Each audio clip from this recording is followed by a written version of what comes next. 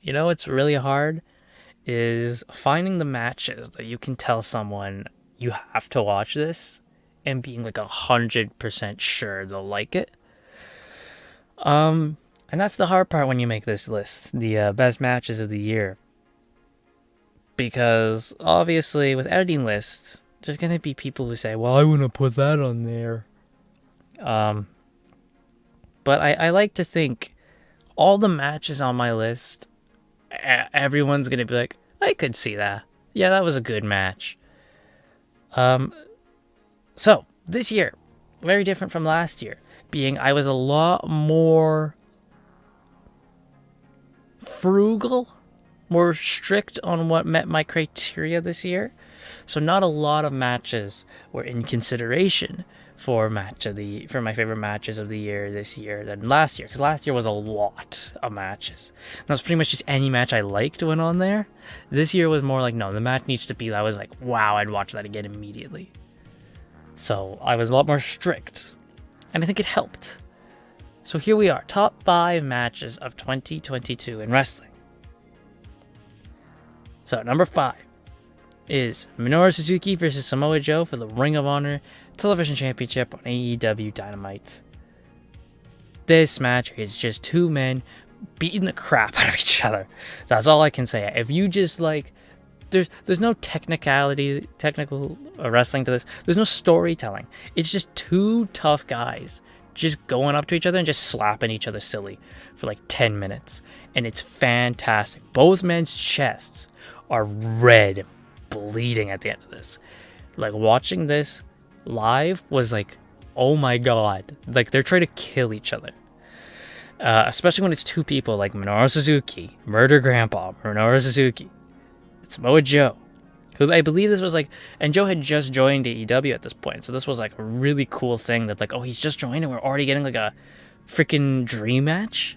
It's awesome.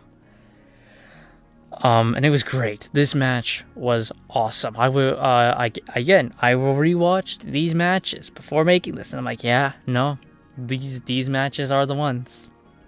And this match was fantastic. If you haven't seen it, highly recommend you go watch it. Minoru Suzuki versus Samoa Joe, because it just lets you know how these two are. This match perfectly encapsulates how these two wrestle. And yeah, if you've never seen Minoru Suzuki before, which first off, shame on you, but second off, this is a great match to get into Minoru Suzuki, and then you can go and watch his other matches, other great matches Minoru Suzuki has had, because he's had a bunch, you know. Just this year alone, Minoru Suzuki has had a bunch of great matches. So, absolutely, you know, this is a great introduction. Number 4, Hangman Adam Page versus Lance Archer for the AEW Championship, the Texas Death Match.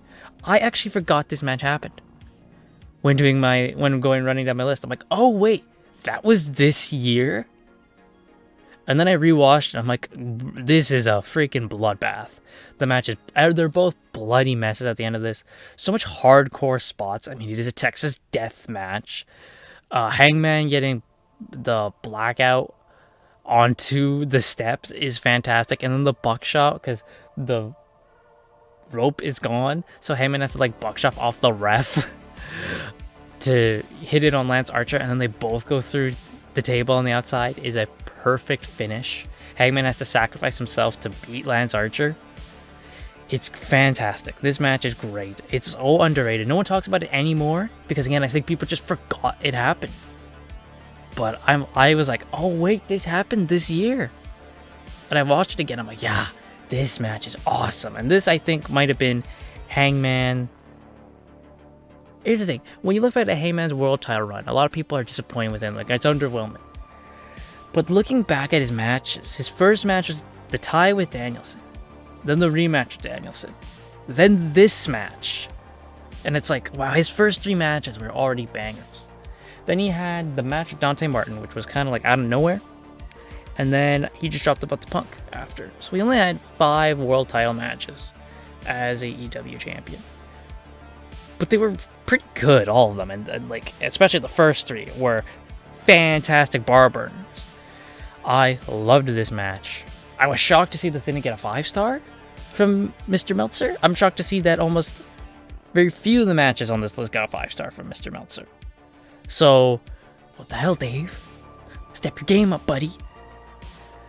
But this match is great. I highly recommend you go watch it. It is very bloody, so you gotta love the blood. Well, I mean, if you've watched any Jon Moxley matches here, you're used to blood. Number 3, Cody Rhodes versus Sammy Guevara for TNT Championship Unification match, the ladder match from AEW Beach Break.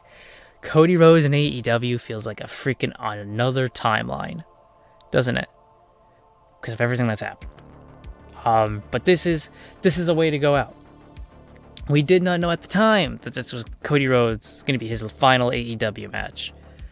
But it is a great match to go out on, huh? This ladder match is fantastic, and I was like, wow, we're starting the year off with this banger. This might be one of my favorite ladder matches, I think, ever. And I know that's a bold statement, but I genuinely struggle to find another ladder match that is as good as this one. Not like team ladder match. I'm not, because obviously, you put this up against stuff like, Hardy's, Dudley's, Edge and Christian matches. It's a hard sell. They're those ladder matches from like WrestleMania 16, WrestleMania 17, SummerSlam. Like they're different. Like the TLC matches from like SmackDown and Raw. Like those are different matches. But I'm talking like ladder matches with just one-on-one. It's very hard to find, I think, another ladder match that tops this one for me. Because look at these 2 spots. You got Sammy Guevara doing the swanton off the ladder onto Cody, and he just bounces off him. Which, ow, that will hurt. That will very hurt. And then we have, I think might be my favorite, this is another bold statement. This is equal to the spear. Edge's fantastic spear where he spears Jeff Hardy off. This is equal to that for me. Is Sammy jumping off the ladder and giving Cody the cutter. That is brilliant stuff, and I popped so hard for that one. But this match is fantastic. Fantastic. And it was the start of Cody Rhodes' pretty good year, bar his injury. This up until his injury, Cody was having a pretty good year. So I highly recommend, again, you go watch this match and tell me if you can find a better ladder match with 2 men, like one-on-one ladder match between 2 men, better than this one, because I struggle to. Number 2 was Jericho Appreciation Society versus the Blackpool Combat Club and LAX in Blood and Guts at AEW Blood and Guts. What more do I need to say, man? This is War Games. This is better War Games than WWE probably did this year. I mean, this is the first Blood and Guts to be done in front of a crowd. Which is great. Because the crowd adds a lot. And this match is just a massacre, dude. Everyone is busted open. Everyone's bleeding. Everyone's on the floor. There's thumbtacks. There's chairs. We have the amazing spots, people climbing the cage. Everyone is just brutalizing each other in this match. And I loved every second of it. Who doesn't love a War Games? Come on. It's hard to really screw up a War Games, and again, you did not screw up a War Games. And then, of course, I think, as we can all agree, the 2 big spots, Sammy Guevara getting just thrown off Blood and Guts, and then, of course, the big swing with Claudio swinging Chris Jericho around. I would never take that. You could pay me $1,000, and I would never do that. And then the ending is perfect, too, because Eddie Kingston is robbed of his victory. He's got Jericho in the stretch plum, and he's like, he wants Jericho to tap. He needs Jericho to tap. And then the bell rings. He looks behind him, and Claudio made Matt Menard tap. So his victory was stolen from him. So he didn't get that satisfaction. It's like, oh, that's so good. And then that can lead to some more Claudio Eddie stuff. down the line. Love it. Love it. Blood and Guts, it's a great rewatch too. The only sucky part is that Santana got injured in this, and we haven't seen him since, but it seems like he was going to leave AEW anyway, so, whatever.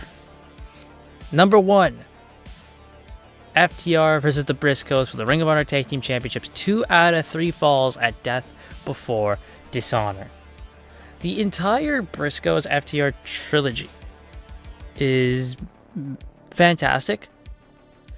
All 3 of their matches are great. If you want to see FTR, this has been FTR's year, right? Like when they say that on TV, that's not hyperbole. This has been their year. The trilogy with the Briscoes, the match with the Young Bucks, the match with Aussie Open at Royal Quest. This has been FTR's year. And I think nothing encapsulates that more than this match. I love this match so much. This is my favorite out of the trilogy, obviously. That's not to say the other 2 matches are bad. Each match in the trilogy is very different. The first match is just a straight up match. It's just a straight up tag team match. Who's the best? The second one here is now we're up in the ante. We did magic with 1 fall. How many can we do if we have to get 2? And then the third match was dog collar match. We're ending this now type thing, right? I love this one more. This is my favorite. Because that's the thing. It's just now it's like you don't really need 1 fall. You need to get 2 to win. Everyone is busted up. The ring is a freaking painting, dude. It's just bloody. This match and all the matches FTR and the Briscoe have are just freaking like. This is what I imagine. The best way I can describe it is it's a very FTR style of FTR being like that old school rough and tough tag team. This match very much is that. This is very much an old school rough and tough tag team match. It is brutal. It's violent. I love it. I love it. And this absolutely deserved to main event the pay-per-view, by the way. This main evented the pay-per-view. I watched this match. This match is almost an hour, by the way. And it flew by. And I'm like, wow, I could watch that again. In fact, I did. I watched it twice. It's great. And, not only has FTR had a great year, but this match also shows the Briscoes have had a hell of a year, too. This trilogy, they won the Crockett Cup this year. They became GCW Tag Champions, I think, 2 times. They showed up in Impact, and I think they won the Impact Tag titles as well. Like, they've had a hell of a year as well, the Briscoes.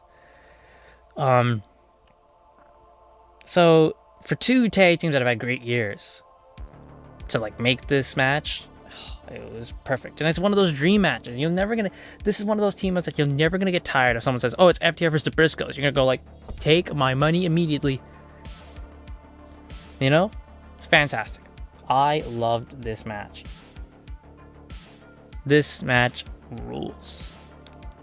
So, those are my top 5 matches of the year. Let me know your top 5 matches of the year in the comments down below with a little thing about why. That'd be nice. And I will see you next time.